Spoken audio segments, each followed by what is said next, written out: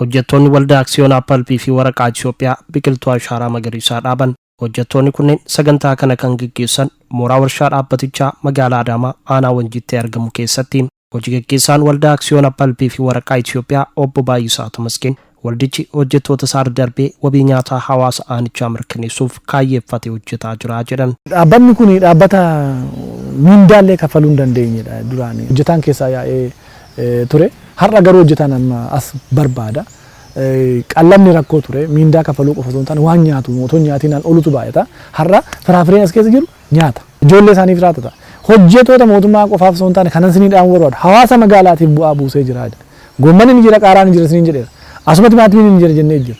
Nyaata madaalawaa gibbii kana keessa argata. Natsaa deeggarsa kennaa jira. Harka qalleeyyiidhaan natsaa kenna. Warra bitachuu danda'anis immoo gatii madaalawaadhaan gatii gadhaan magaalarraa kan gabaarraa dhiyaatuun gimmaashaa gaditti hir'isnee itti gurguraa jira. Akkasitti hojjetaa deeggaraa jira.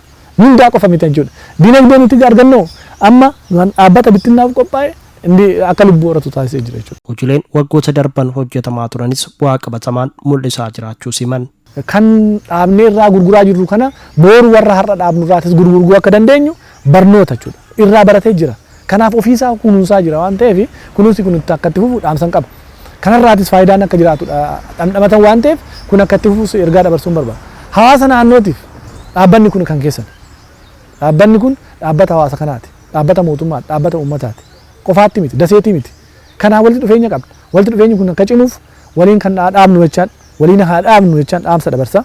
Saganticha irratti kan argaman itti gaafatamaan waajjira paartii kutaa magaalaa Dabbalaa obbo Girmaa Kabbadaa biqiltoota miliyoona 3 ol akka kutaa magaalichaatti dhaabuuf karoorsuu dubbataniiru. Bara kana mata duree dhaabuudhaan bayyanachuu jedhuun biqiltuu miliyoona 3 fi 302 fi 301 akka kutaa magaalaa Dambalaatti dhaabuudhaaf karoorfanneerra. Akkuma beekamu biqiltoota san keessa parsantii guddaansa biqiltoota parsantii gara 90 biqiltoota gosa adda addaa dhaabna. Achi keessa parsantiin 10 inni guddaan keessattuu Wanji keessatti kan raawwatamu biqiltoota nyaataati jechuudha. Kanas milkeessuuf hirmaannaan hawaasaa cimee akka itti fufuu qabu dhaaman. Hojii kana keessatti immoo gaheen hawaasaa, gaheen dhaabbilee mootummaa, gaheen dhaabbilee miti mootummaa fi gaheen hojjetaa mootummaatis olaanaadha waan ta'eef hirmaannaan hawaasaa duraanis akkuma beekamu hawaasni magaalaa Adaamaas hawaasni kutaa magaalaa hawaasni aanaalee kutaa magaalaa keessatti jiran hawaasa misoomaadha. Hawaasni misoomaa kun misooma keessatti gahee guddaa akkuma ba'aa ture. Kanaan duras hojii guddaa akkuma raawwachaa ture. Magaalattii sadarkaa magaalattii guddisuu keessatti gahee guddaa akkuma ba'aa ture.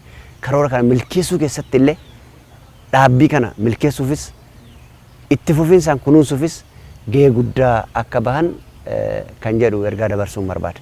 Bu'aa biqiltoota irraa argamu muuxannoo waggoota darbaniin waan argineef cimsinee itti fufnaan ammoo yaada hojjettootaati. የድርጅቱ ሰራተኞች የዘንድሮ ዓመት nuti hojjettoonni dhaabbatichaa ashaaraa magariisaa bara kanaatiin alatti kanaan duras waggaa waggaan biqiloota ni dhaabna.